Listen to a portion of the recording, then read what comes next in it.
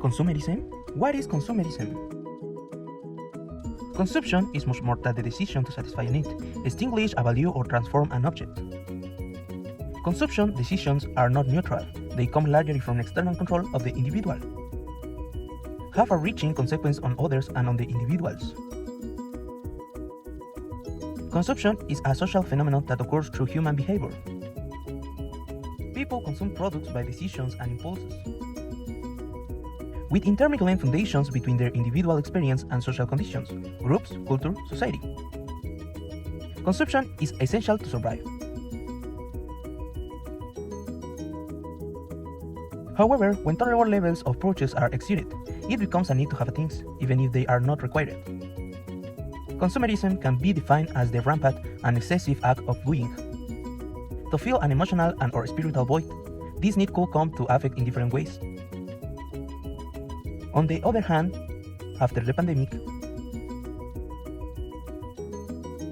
the way young people shop was undoubtedly affected and they were different, since they adapt to a completely virtual environment. Why we chose the topic? We decided to talk about this topic since it is a very important topic because it covers many topics of great importance since the biggest problems than consumers generation is pollution from the manufacture of the new products of the West that is made from articles old and less in place that pollute the planet.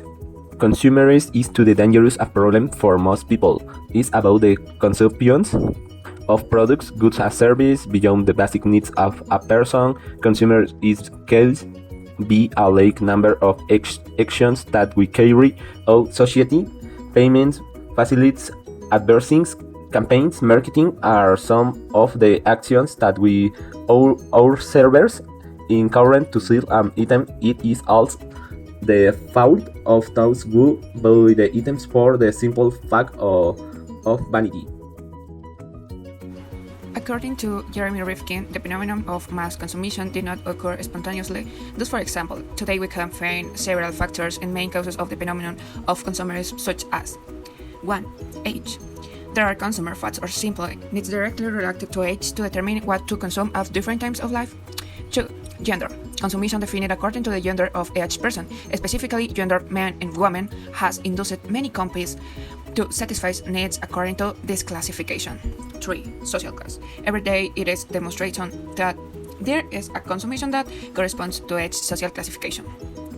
On the other hand, consumerism includes several factors that determine it as mentioned in the previous examples, and there are also other agents that carry out this phenomenon directly or indirectly, among which are 1. Advertising. It is a powerful mass communication tool in which we find a direct interaction between producers and consumers. 2. Imitation. It is a factor that promotes the consumption of individuals through the different ways of life that give rise to different forms of imitation. Fashion. The insertion of fashion is an important strategy that goes in and with marketing. How has consumption among young people changed due to the coronavirus crisis? A study by the Global Web Index indicates that modifications in their routines and habits among young people have directly influenced their consumption habits. The outbreak of COVID-19 has had a substantial impact on the finances of young people. However, survey reveals that only 12% of Gen Z are concerned about the state of their personal finances. This percentage rises somewhat more in the case of millennials, up to 25%. The anti-excess movement. It's a social ideology that decries the excessive purchasing and consumption of material possession. Teens may hold a buying power of $40 billion, but they're actually buying less, and they're one of the most responsible out of all age groups. This goes against what most people imagine about teenagers, and psychology says that this anti-consumerism trend plays a major role in their well-being. In response to these problems so common today, we have made a number of proposals with the intention of reducing the problem. As a first approach, we have the minimalist practice, which tries to avoid getting things hastily, acquiring only those things that are necessary but of higher quality, durability, and significance. You can start by making an assessment of your belongings and consider whether you really need everything you have. Next, we need to shop at second-hand bazaars, as it is a sustainable way to reduce the impact of consumerism and even help the environment. Young people can look for online or physical second-hand shops to buy products at lower prices and with less environmental impact. Thirdly, we can make use of exchange platforms such as Freecycle, where they can offer items they no longer need and receive others in return. In short, there are several ways for young people to avoid consumerism in the wake of the pandemic.